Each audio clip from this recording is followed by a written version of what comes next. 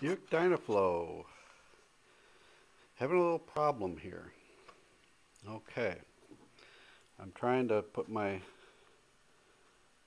servo and valve assembly onto the main case. And I was wondering when I had taken this thing apart, I saw these little nicks. There's one here, there's one there, there's one there. And I'm trying to put it together, and it didn't want to go down all the way. And I noticed that I thought these weren't, you know, my clutch or band apply arms were too tight. And I backed those off, and that didn't do it.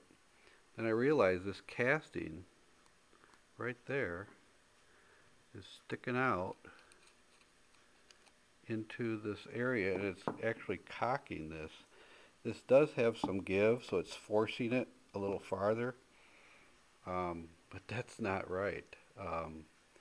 That thing is held in there by this plate. So there's no reason for this edge to be here. So I'm going to remove it. And to do that, I'm going to have to tape off this whole thing. I'm going to have to put some grease on my die grinder so we don't get filings. And get that cut off of there so this thing sits level.